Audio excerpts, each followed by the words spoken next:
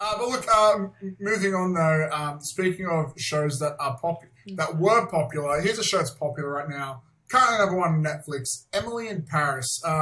Adrienne, you were telling us off air how much you love this show, and there's a new season out.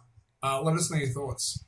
Oh, my thoughts. They're just endless. I'm obsessed with Emily in Paris. I don't care whatever flack this show gets because it's cheesy. It was created by Darren Star, who did like Sex and the City, Beverly Hills 90210, Melrose Place. So he's really iconic for creating these catalyst sort of shows in that realm, like that drama, romance sort of realm. But Emily in Paris it's like just fulfills every fantasy I've like ever dreamed of like going to Paris and then getting caught up in some amazing love affair and then having this epic job, and the fashion is actually unreal. Like I don't think I've ever seen such incredible styling on a film or in a TV show. They've really nailed it.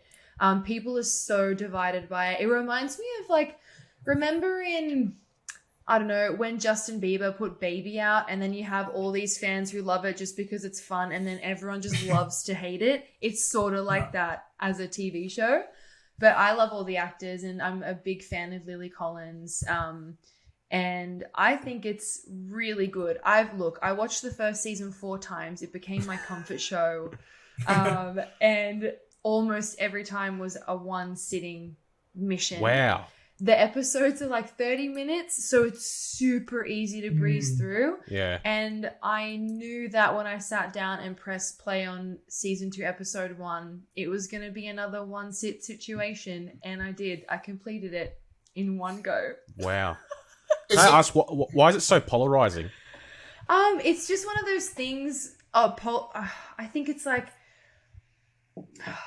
Well, I don't know. What's its main criticisms? Because you make it sound like a lot of people dislike it.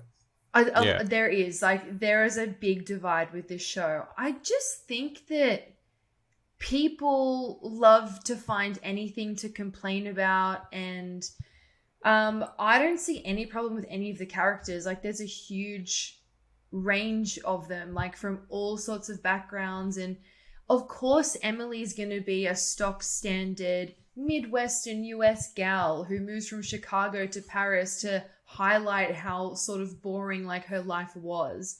She's not going to be like some 50 layered, I don't know, like Academy Award winning character. It's literally just there to feed your fantastical imagination, to take you away from like everyday life. It's a feel good show, and a feel good show doesn't need layers. Yes, and it's just so good. Like, the writing is great because at the end of every episode, you genuinely need to know what's going to happen because there are so many things going on. Like, she's in love with her French best friend's boyfriend, who she didn't know was her friend's boyfriend until, like, the end of season 1. So that sort of stuff, oh my gosh, it reels you in.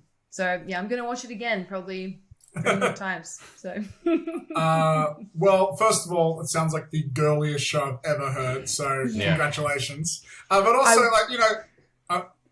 feel-good shows are important, and I would say more so, I would say easy-to-watch shows are really important. Yes. Not everything has to be this, incredibly complex thing. What I love to do, like comedy shows. I like shows I can have in the background and I can still watch now and then. I don't know if it's the same with you, but like back in the day, the DC CW superhero shows were like that for me. Now it's a lot of like single camera comedy shows you'll see on Netflix, or even adult animated cartoons like Rick and Morty and Archer and as I just talked about recently in Inside Job, which was so good.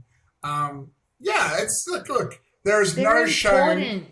Yeah, there's no shame in loving a show that is a popcorn show. It's the same reason that Fast and Furious has any fans, because if we were looking for something layered, no one would like that show, like that movie franchise. But sometimes you just want to, like, boys just want to see like muscly cars making explosions, and that's enough for us. Just like a lot of girls out there will love to see a very cheesy and generic rom-com. It's the same level of comfort.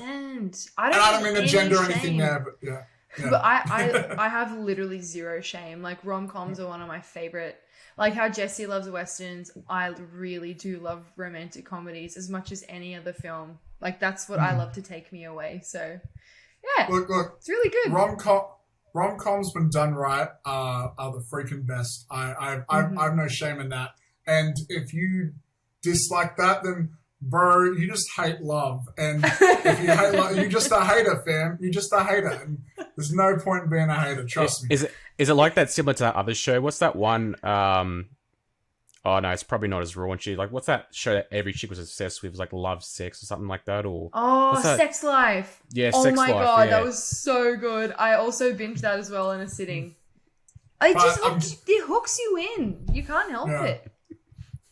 You know what? It's for a lot of people as well. Reality TV is right now. My missus has gone from watching really scary, in-depth true crime docos, and now she's gone through complete opposite. She's loving reality shows.